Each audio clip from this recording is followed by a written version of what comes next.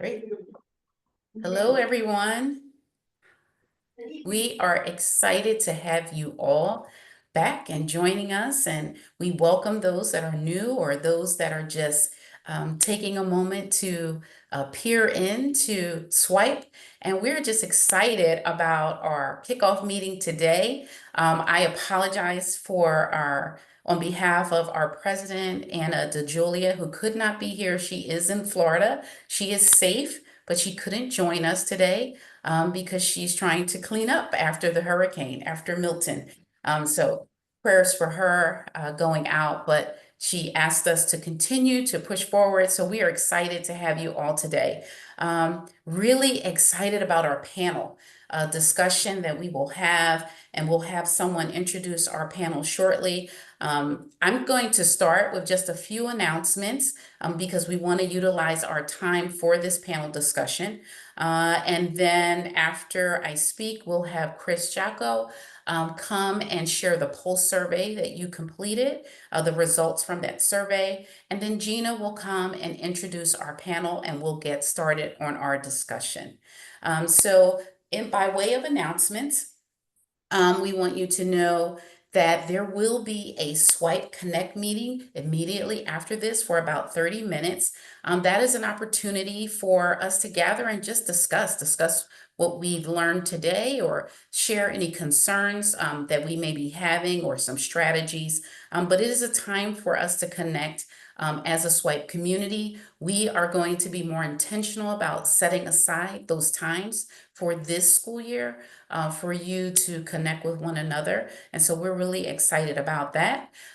We have a board advisory group that we are in the midst of establishing right now. That is just one of Anna's prayers. They will be leading us as we move forward in our growth and our opportunities.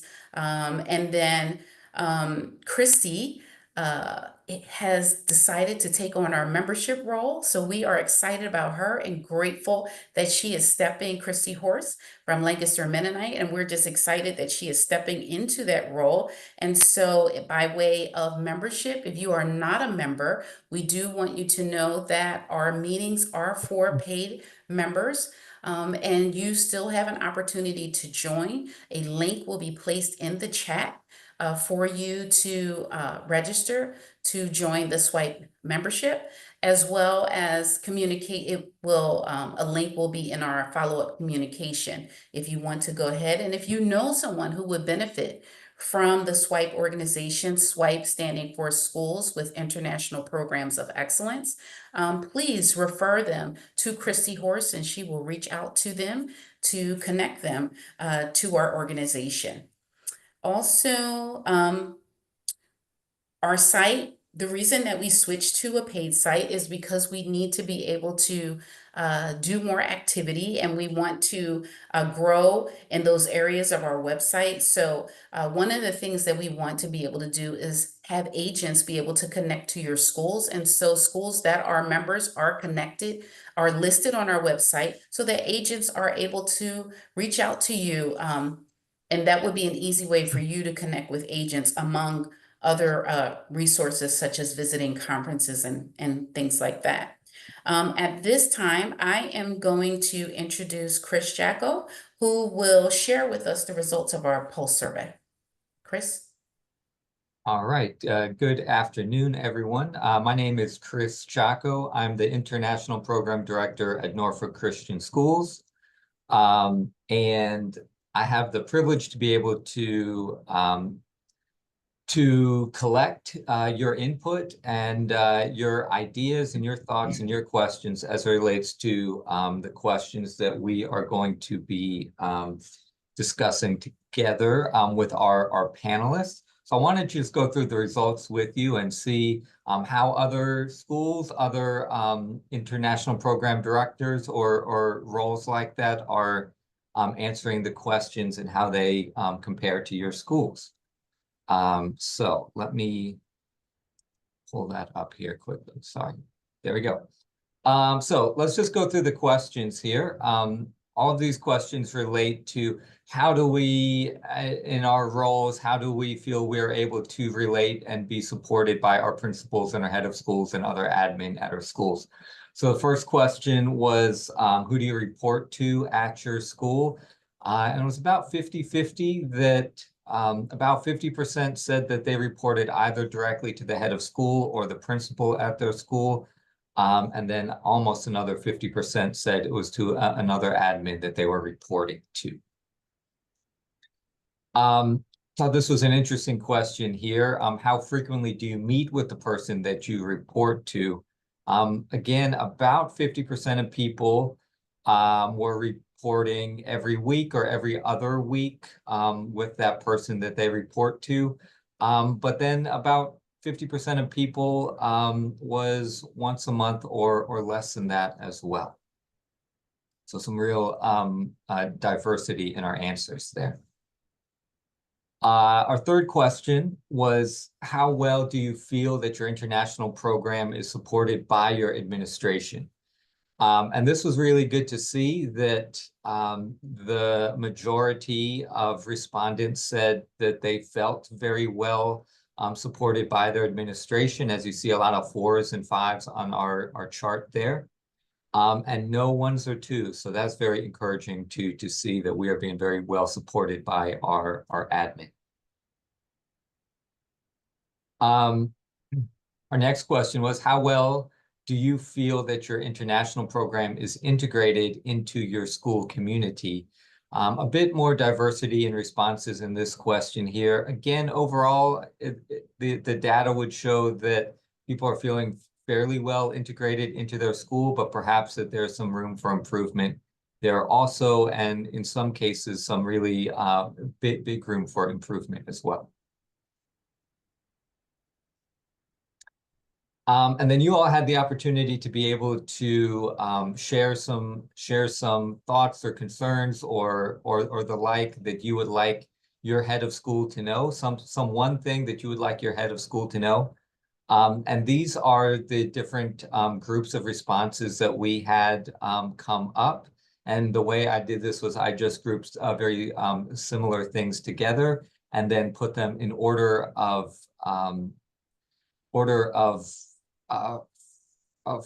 frequency for them coming up. So the most common response was related to finances, and for our head of schools and principals to be able to know was the hope that there's a real financial commitment or financial need for international programs, for admissions, for recruiting, for keeping up with agents, and travel, and to be able to maintain a really good international program. That request was the response that came up the most. And then you can see the others that are there. Second was that any kind of financial assistance that we can provide to our international program will allow us to be able to diversify our international programs and not have them with students primarily from one country. But you can see there the responses from other people and thoughts that other people had as to things that they wanted their head of schools and principals to know. And we've been able to share these things with the head of schools and principals who are with us today, and they may be able to address some of those things as well. And lastly, we asked if there were any questions that you had that you would like to give specifically to our panel of heads of schools, and principals. And these are the questions that came up. And these questions have been passed along to our panel, and we will, they will try to get to as many of these as they are able to do in our panel discussions as well. Thank you all very much for your feedback with our pulse. It really does help us improve our discussions. We love to get your input and see where everybody is. So I'd like to encourage you to please contribute to those as they come out. And from there, I'm going to turn it back over to Ms. Kim. Thank you, Chris. Wow, that's great information and a lot of questions, as we can see, that people have about the international program. at this time so that we can move into our panel discussion. I'm going to ask Gina McBean-Linton to introduce our panelists. Great, thank you. So I would like to introduce our panelists. I'm so excited to get to hear everyone today. First, from Lancaster Mennonite School in Lancaster, Pennsylvania, we have Dr. Michael Badriaki. Hopefully I said that correctly. Who brings over 20 years of diverse experience over education, business, humanitarian work. He is currently the superintendent of Lancaster Mennonite School. His extensive background includes a doctorate in leadership and global perspectives, and ongoing PhD studies in intercultural education. As an educator and administrator for pre-K through 12th grades, Dr. Badriaki is dedicated to impairing faith-based values in the schools, and his teaching experience ranges from primary schools in Uganda to universities in the United States, including George Fox University. His partner in crime for our purposes is our own Christy Horse, who's been working as the PDSO and international missions at Lancaster Mennonite since 2008 as the director of enrollment. She has a very strong support of the International Student Program at LM and has moved out of the admissions to focus on the international recruitment end of it and residential life. Joining us today from Eastern Christian School in New Jersey is Dr. Kruder, Dr. Ruth Kruder. She is the head of the Eastern Christian School, where she's served for a number of years in a variety of roles as a teacher, a dean, an international program director, a principal, a chief education officer. She is currently the vice chair of the Christian Schools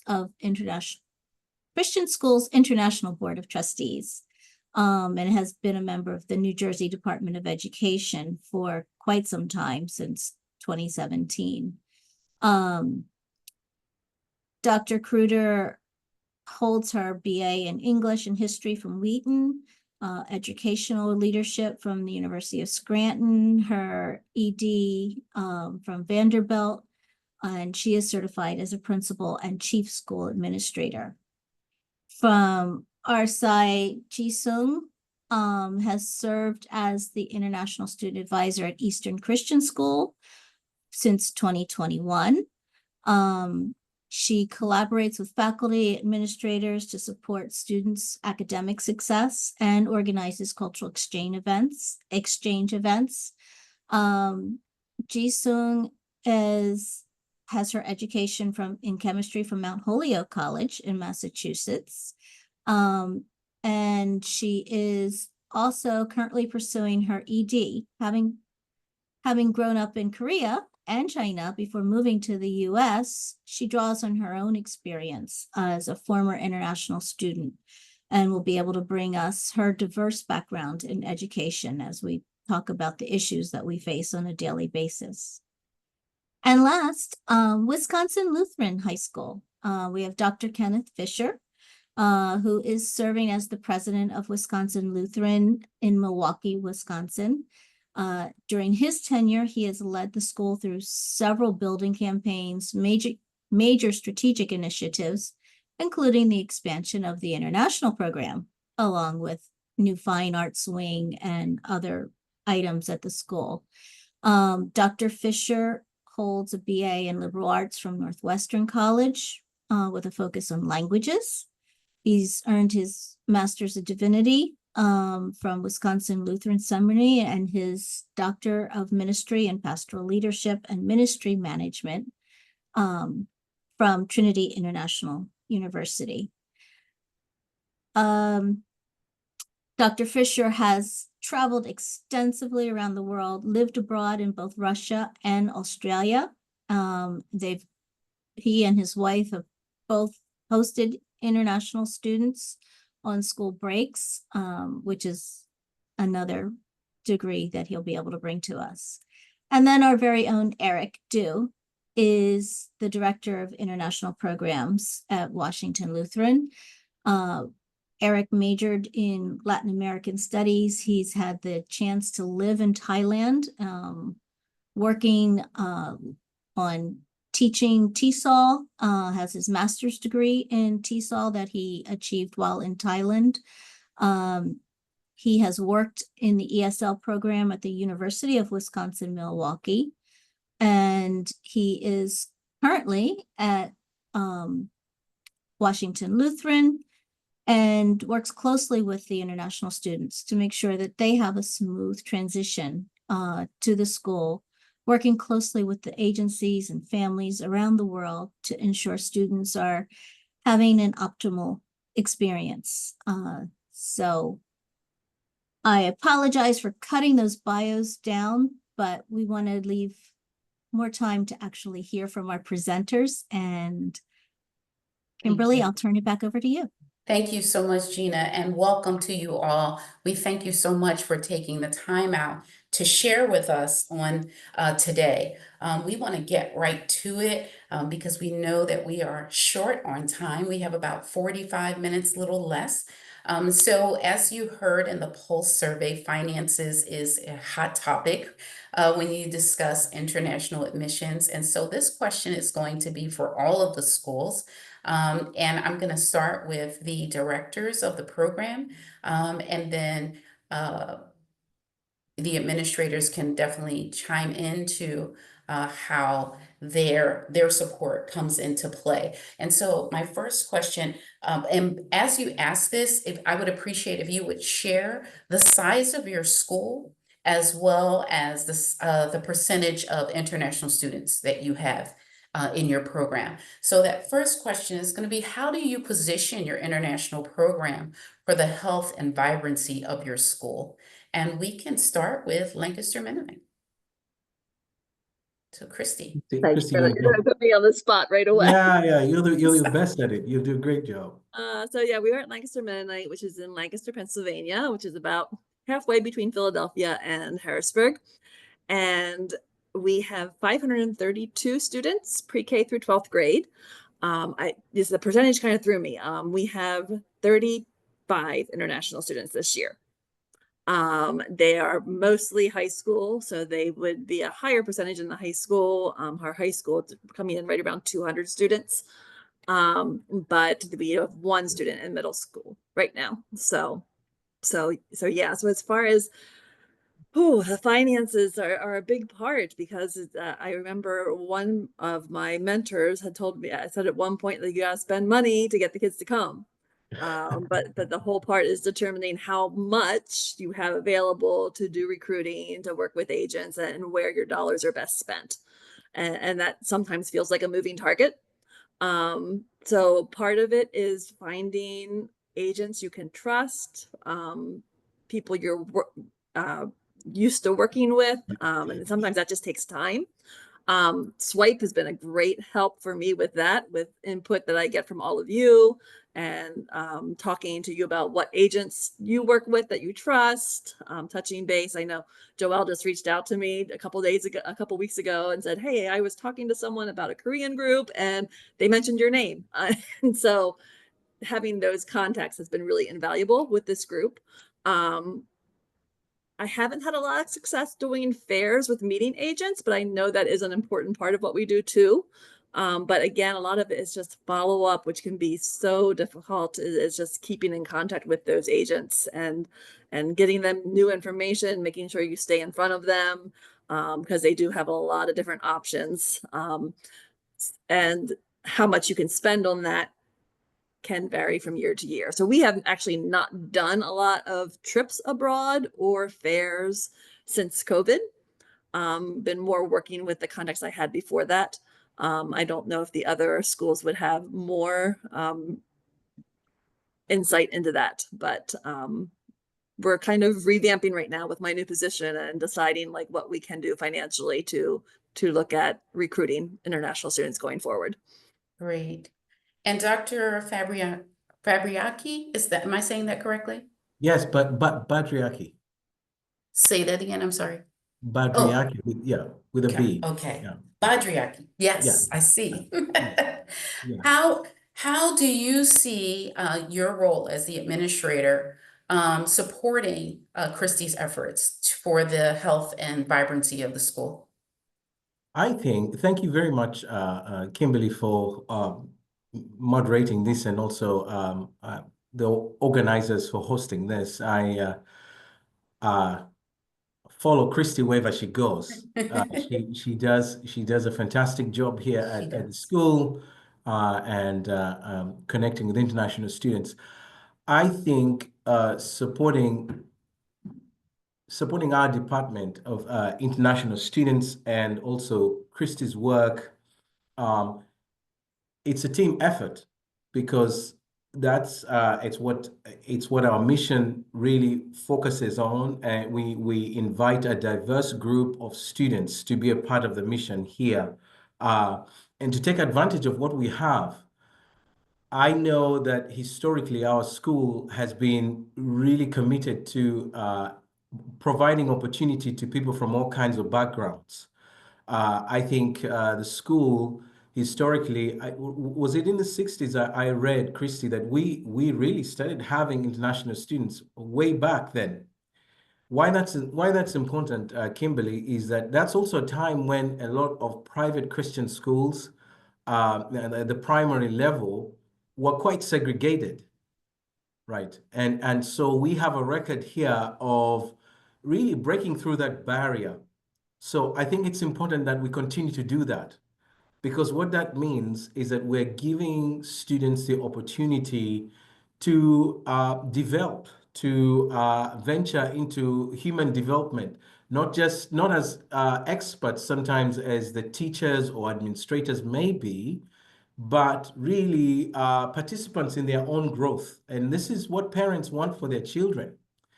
So I think at that level of opportunity, basic opportunity, which not only develops the human being, but develops the community, helps develop the church, help develops businesses, families, right? So we've always had this idea of the partnership between community, family, and church, sort of that three-legged stool. Fundamentally important for human development Sure. in that sense. So it's worth the commitment, but it gets a little personal for me because I'm an international student in every sense. Yes. Ever since I came to the US, I've always been in school.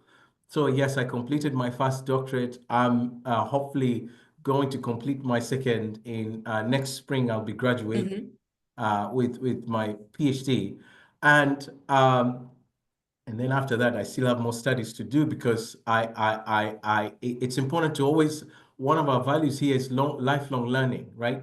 So, Sure. so this idea of learning how to learn, when human beings learn how to learn, you could live anywhere.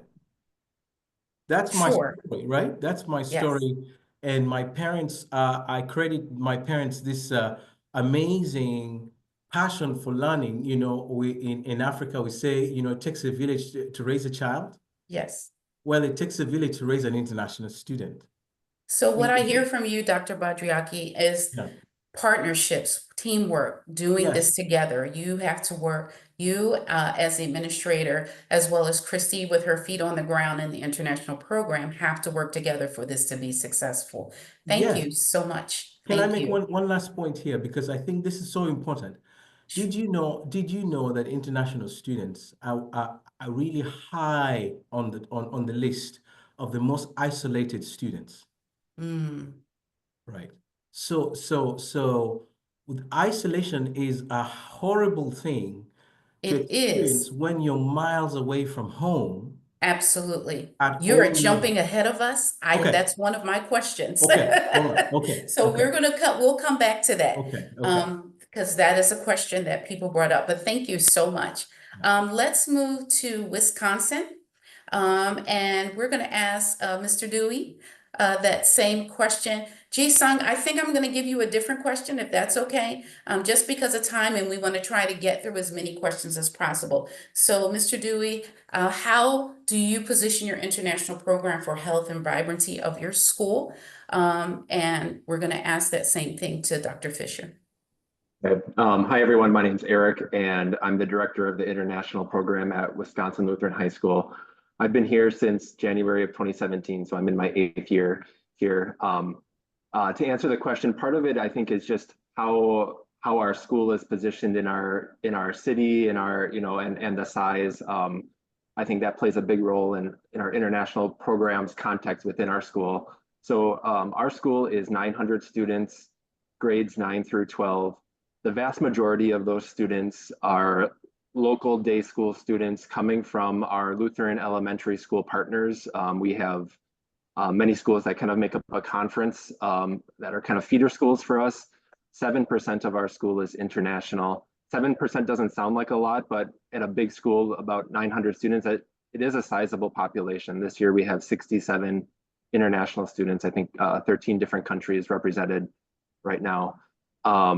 Being in the city of Milwaukee, also something we can't control, but I think it helps. It's a name that's on the map a little bit more than schools that are in smaller towns, that can work to our advantage. That there's an airport within 20 minutes from us.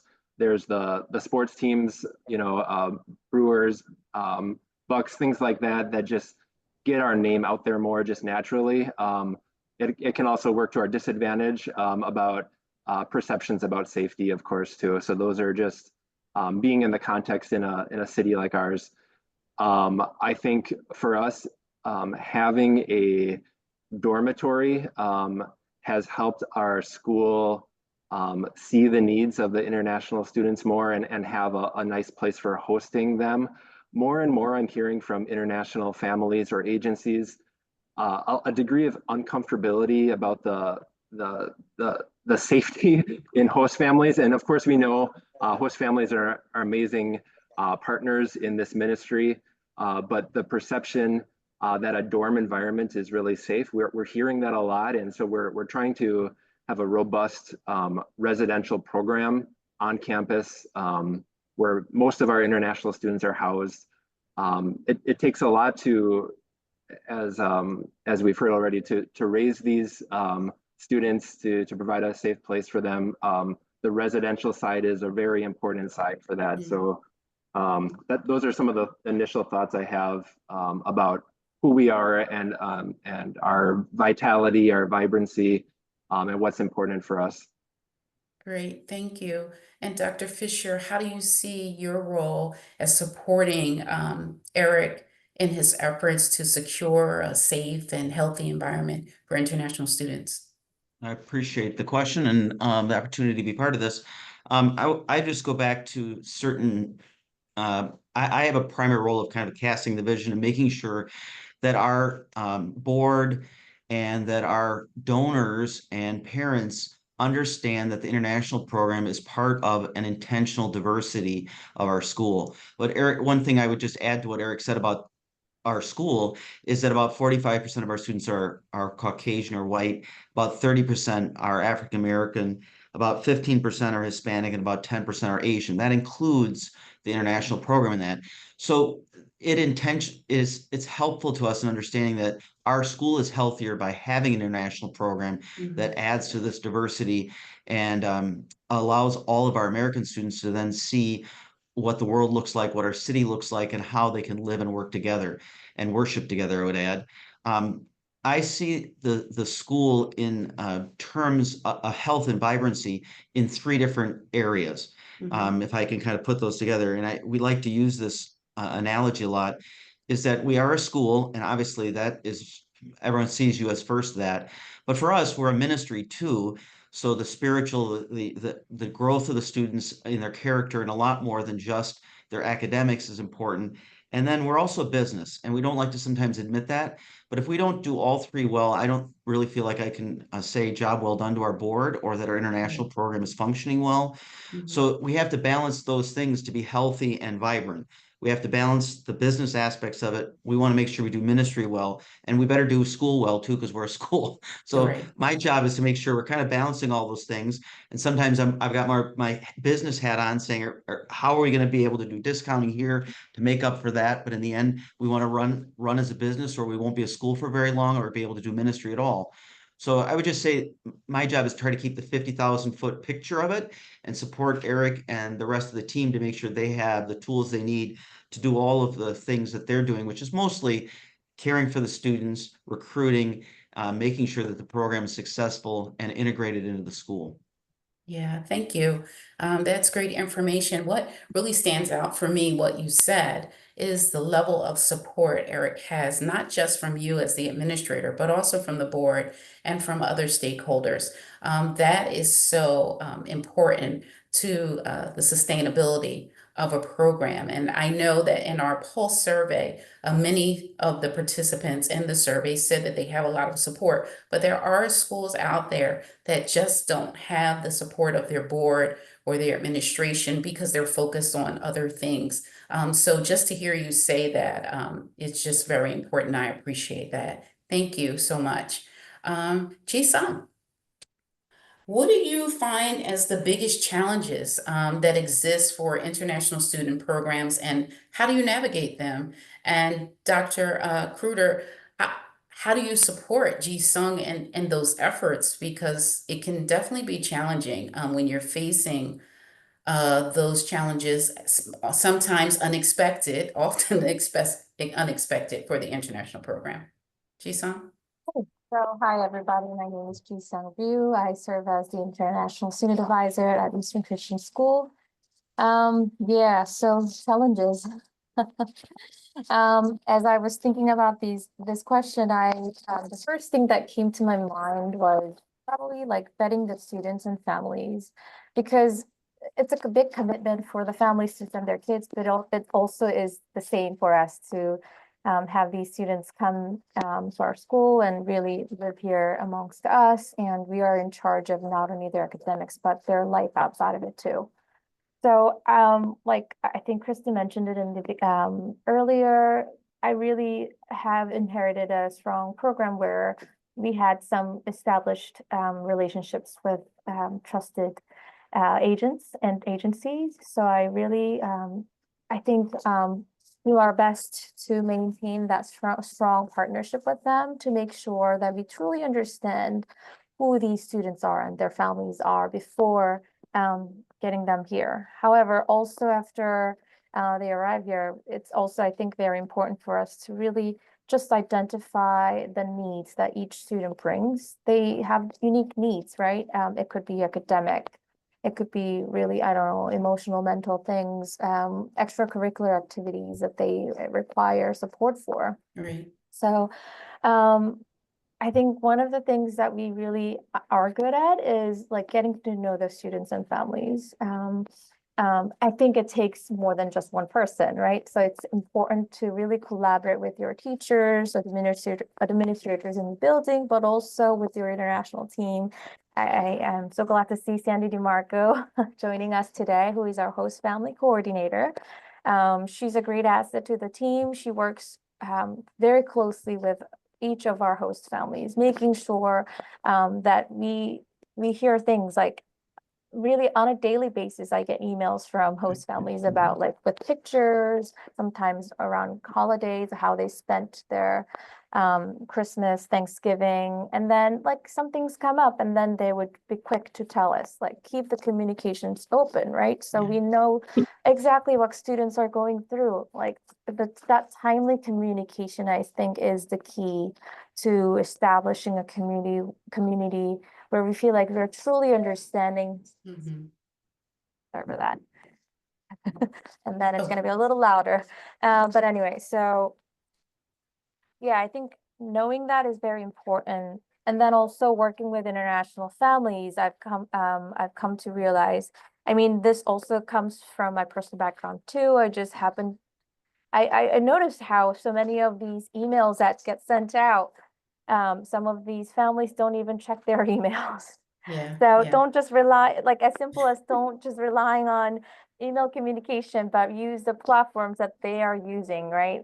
I'm sure we all use WeChat or Kakao Talk or WhatsApp. And being active on those platforms is also important. Great. Yeah, I could go on. I think one last thing I wanted to mention, I Mhm. think was probably like managing and knowing the protocols. Like things happen. Sometimes things happen out of our control, and there are scenarios where we have to assess the situations, and it's best that students either return home or like take a leave of absence. Mhm. So like knowing the emergency exit plans in advance and being very clear on that with every stakeholder, whether it be families, international families, host families, school administrators, and having that time of communication too. Um, Yeah. Ruth has been a great partner in this. So she's always provides the feedback in time. So we can make the decisions making going forward. And then I also like it was a steep learning curve for me in terms of learning all the SLEVIS protocols, like knowing what to do exactly. Mhm. Mhm. Right, like that they have the 15-day grace period after since the day of like termination, things like that, small things like that. I've relied heavily on our CVIS field rep. Just being very familiar with that and clear on that, so you have the paper trail of the things that we did on our end. Activity, yeah. Yes, so I think those are some things that I thought of.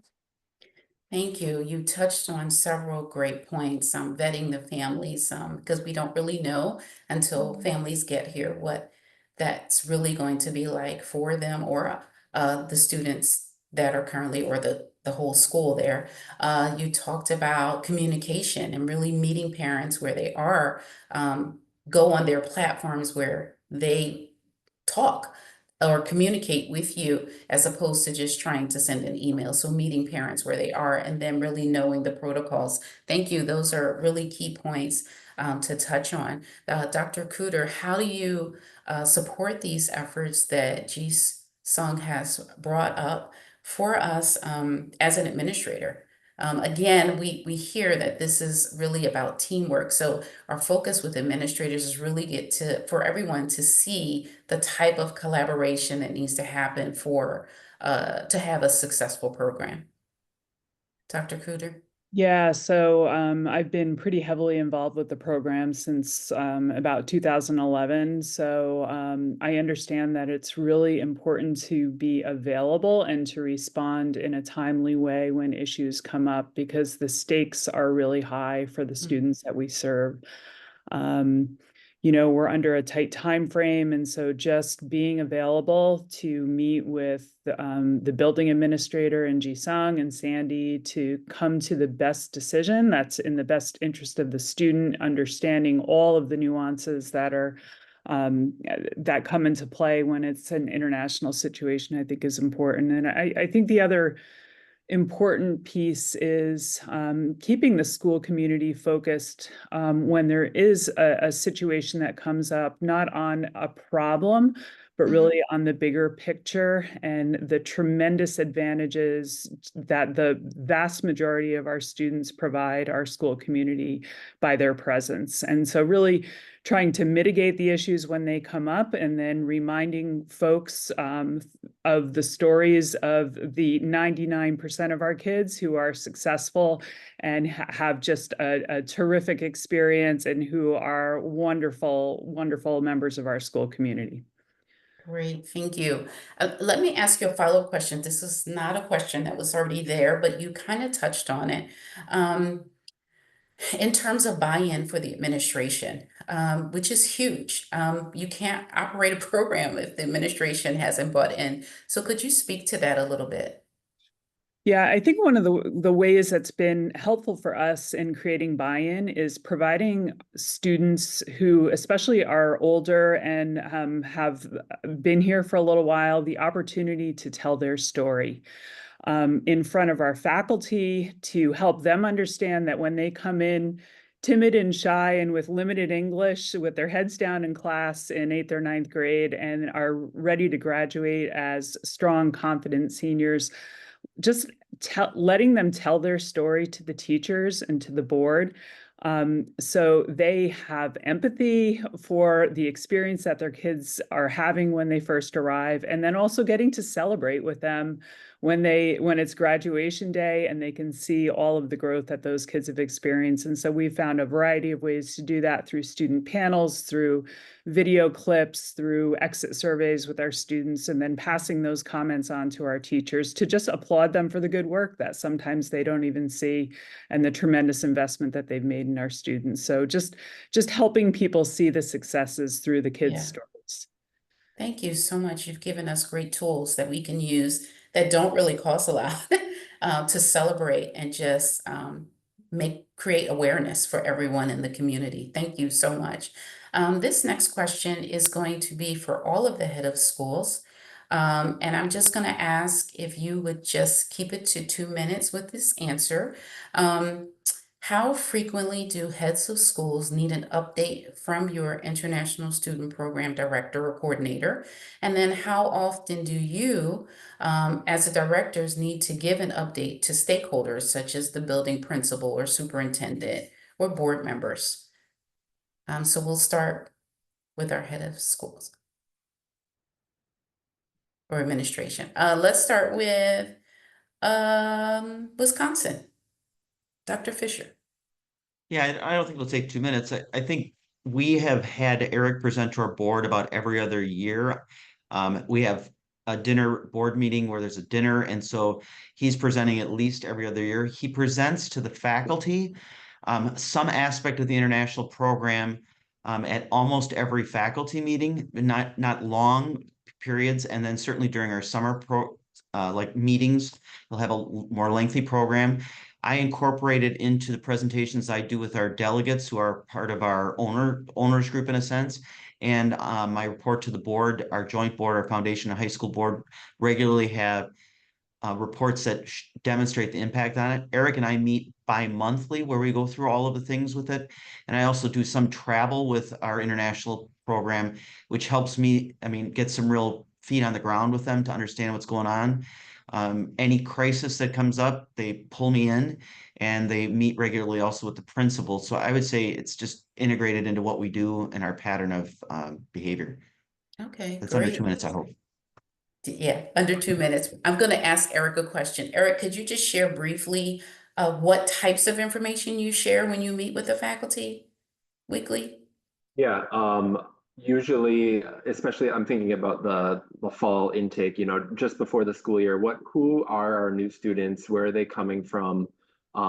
Annual reminders about accommodations that teachers should make to help the students integrate more easily into the classroom, interventions, reminder who they should contact on campus. And it's not always me. Based on whatever the need is. Is it the school counselor? Is it me? Is it the ELL director? Otherwise, trying to incorporate other faculty and staff too along with me. I know we've had coaches present with me to say, this is how I've been successful in getting international students to get more integrated as a member of the sports team or things like that. So trying to pull other people in so it's not only me, but other teacher champions, that helps a lot as well. Thank you so much. Dr. Badriaki. Yes, I think it's similar with in Eric and Dr. Fisher there. So we have board reports that we put together, and Christy includes reports there for us, and we have a board that's very supportive. That's why I wanted to start with that. History buy-in has been here at the school and stakeholders for a very long time. So Yes. I kind of took that for granted. But so board reports, and then Christy also would come to share with faculty at professional development meetings, but then also goes to faculty meetings as well. And then Christy has been very good at being present.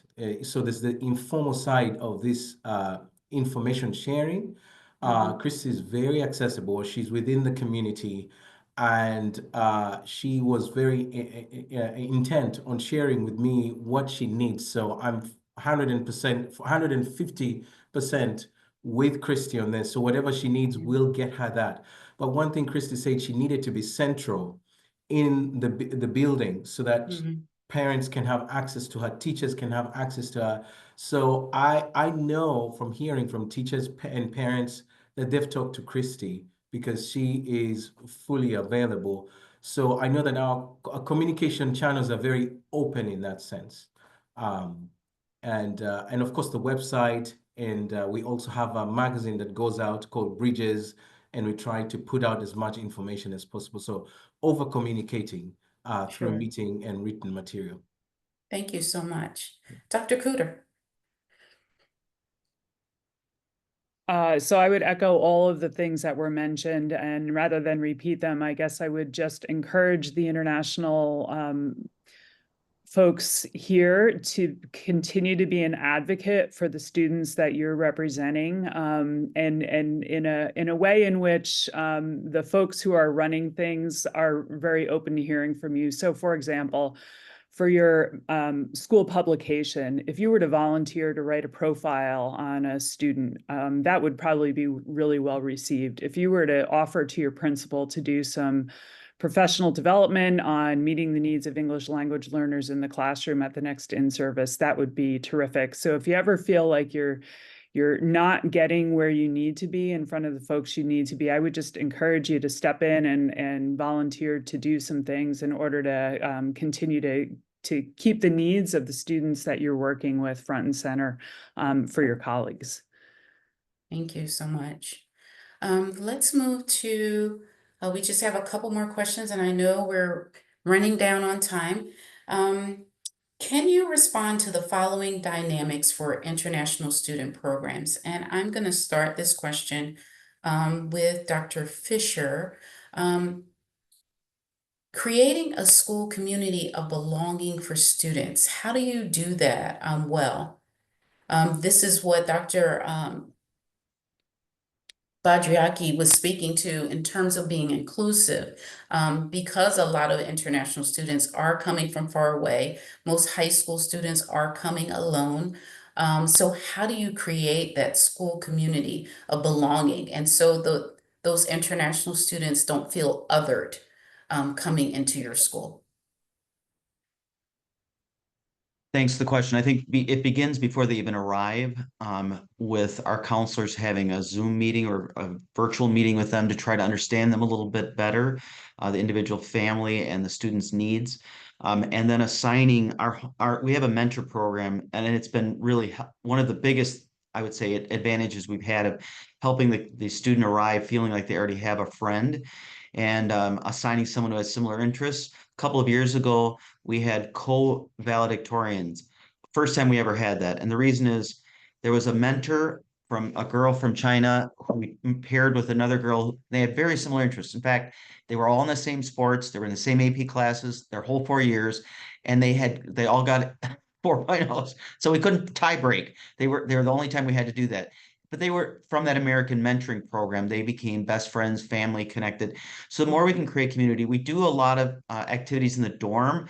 I went to a dorm high school. It was domestic. We didn't have many internationals, a handful. But there's never activities really that integrated us. We intentionalize that and do some training with the students.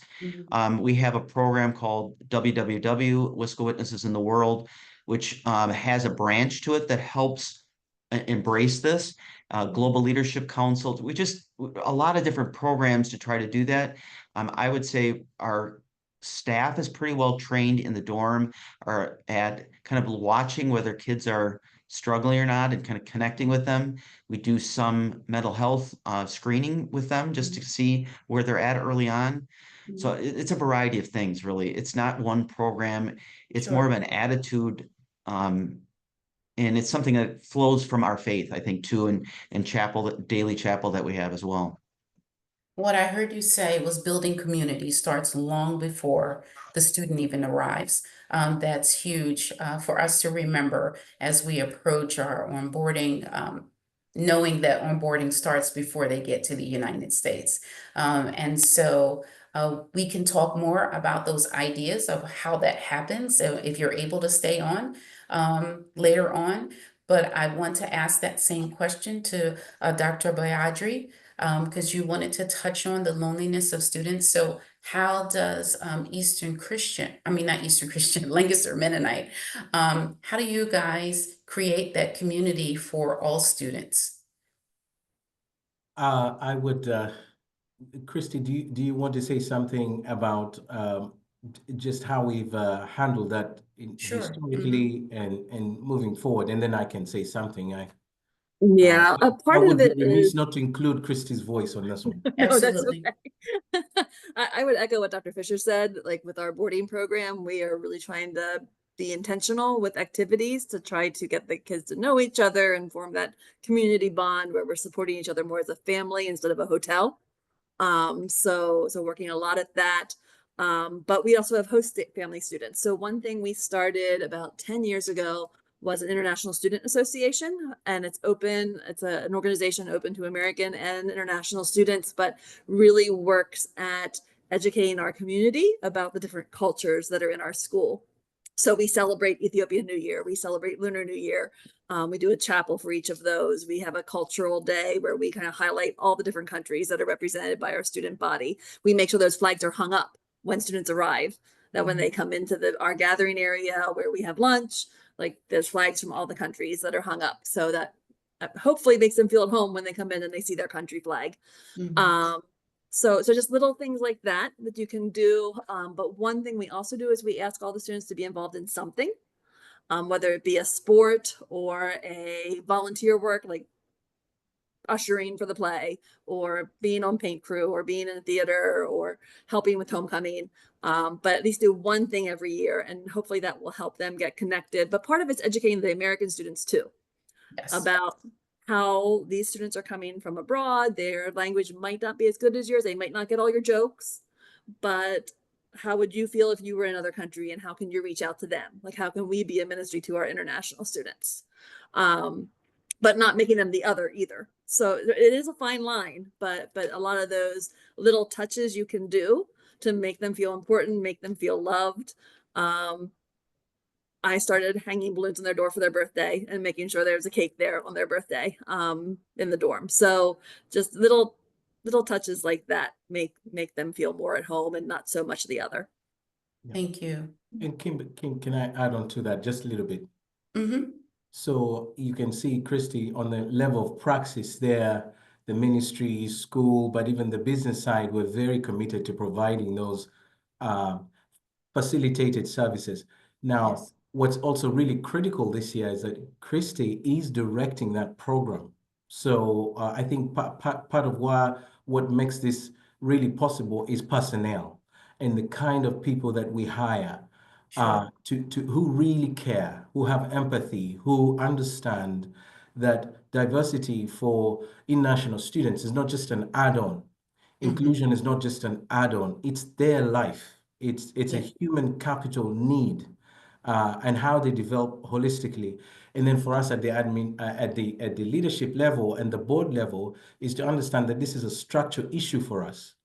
And so how we embed the importance of diversity has got to elevate just cultural sensibilities to understand what Dr. Fisher talked about, our faith, in the sense that international students are created in the image of God. We need to take that seriously. This is God's most precious human beings as well, just as anybody. So I think how we do that and deliver on that would mean how well we take care of people's children from overseas and Yeah. our brothers and sisters. So we are our brothers and our sisters keepers.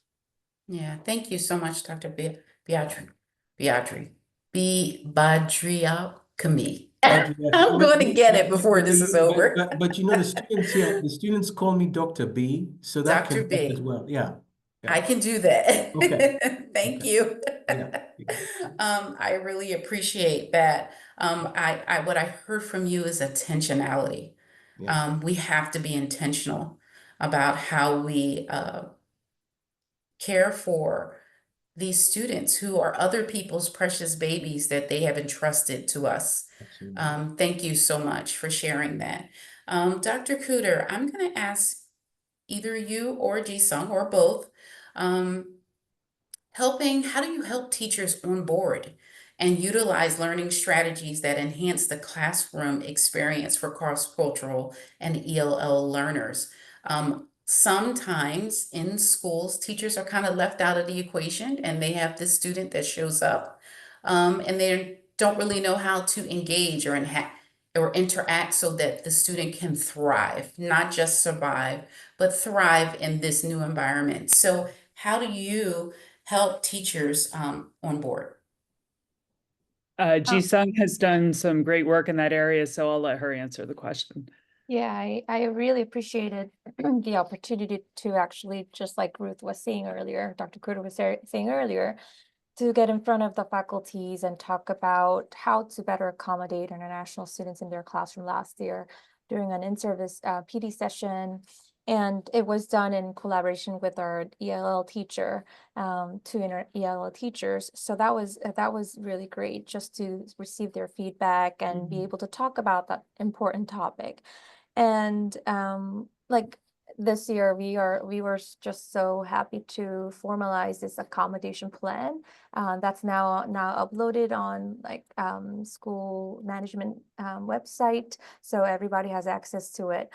So we've always done accommodations for international students, but we just wanted to make it more accessible and systematic. So it's going to be a plan that's reviewed every semester to every year. And so like and then these accommodation plans really list the things that students might need in order to be successful in their classroom. One very interesting that I think in terms of buying in, like, and truly having the teachers understand the needs of international students sometimes comes from them serving as host families. Yeah, So like heard having that. them in their house outside of the school building, I think really just opens the door, and for students, but also for teachers to the opportunity to understand each other much more and in a deeper level too. So. Yeah, thank you so much for sharing that. As we've heard earlier from Dr. Cooter, there are many ways to create buy-in, even for our teachers, but for all stakeholders. And so I'm not going to go back into that question, but I will share that from webinars like this or from conferences, we always come back with lots of ideas that we want to bring back to our school because we've gotten some great information, some tools. This is why we're here. This is why Swipe exists. One of the reasons is to get you tools to have a successful international student program. And so what I'd like to ask for 30 seconds from our headmasters, when those ideas come from your directors or your coordinators, how do you want to be approached with those new ideas? What's the best way for them to present them to you? And we can just go down the line. We'll start with LMH and Dr. B. How do you Yeah, want to so hear Christy's ideas that she's coming yeah, back with? What's the yeah. best way for her to present them to you? So I've always been fortunate because Christy and I we are on the same team, admin team. So she was able to always include ideas on the agenda. So using our agenda effectively, so that I'm not the only one hearing them, but the whole team is hearing them, because it really takes a village for us. It takes a team. In other words, I'm hearing it, but who else needs to know outside of me? And Christy's always very good at knowing who needs to know, but caring that our team knows. So that's one. So two, and then Christy, every now and then I would invite her to come and meet with the board, join the board meeting. So we'd allocate time for her at the board meetings to come and share. And she'd come and share generally about enrollment, but that includes international students and their well-being there. And then three, Christy and I meet with, I have a cell phone. She has my cell phone. She'll text me. We'll even right down in the corridors of the buildings or outside, we'll meet and talk. So in other words, these informal meetings are so important. You get to hear you get to hear the off the cuff ideas, but then you also get to know how is Christy feeling about these ideas. I really want to know how, knowing people's emotions in leadership. It used to be that emotions were not considered in organizational leadership, but my goodness, we are all impacted by how we feel about what we do. But Yes. just knowing what are the feelings that come with the ideas and how can we nurture those together, and then really praying together about these ideas. But I've always loved that when Christy brings ideas, we're able to think, and I always rely on her to come with solutions as well. What is she offering? Sure. What is she proposing? How do you see us putting some feet and wings to these Some ideas? strategic planning, And sure. Christy has been amazing at doing that, following our strategic plan and using data to drive ideas. Thank you. Thank you so much. Dr. Cooter. I would echo, I want to hear the ideas. It is always helpful if I can hear them, if they need additional resources, if I can hear them in advance of the budget being created, so I can resource them. So in a timely way is helpful. And then also with the data to support the impact that this is going to have to enhance our students' experience. Great. And Dr. Fisher. I'm kind of more of an oral learner. I don't need all the fleshed out details of it. I want to see how it fits into the strategic plan or the big picture and why it's a solution to a problem, or how it's going to help us move forward in the future. So if I can have it in those contexts, then I might say, okay, now let's flesh it out. Let's figure out the resources, but share it with me so I understand, why do we need this? How is it going to help solve a problem, and how is it going to drive our ministry forward? Thank you. I'd like to thank you. It is after 2, so thank you guys for hanging on in there. I'd like to thank our panelists for your time, for your wisdom. You guys have given us a lot to think about. You've given us tools that we can go back to our programs with and share with our school community. So thank you so much for being with us on today. I know that you guys did not have an opportunity to ask questions, but in our follow-up email, I'm sure that we will send their email information out if you had any follow-up questions that you wanted to ask. But thank you all for joining us. For those of you who can stay on for another 30 minutes, if you want to chat, I'm going to ask that Joelle would lead the discussion for our time together, our Swipe Connect time. But thank you so much once again. We really appreciate you. And I hope that everyone got something out of this. We're off to a great start and looking forward to our next meeting. We are going to send out our calendar in that follow-up for our next Swipe meeting. Christy, do you know what our topic is for the next one, or Gina, for our next meeting? Sorry, I was muted. Yes, our next meeting is on homestay. Okay, so we will be discussing homestay. If you want to be a part of that meeting, make sure you register as a member, because we just allowed everyone to welcome everyone, so you can know what Swipe is about and what we're doing. But for the following follow-up meetings, you do need to be a member to participate. Again, that link is in the chat, or you can visit our website to go ahead and connect with us to register. But once again, we thank you all so much for your time, and we hope that you have a great rest of your day. And if you can stay on, please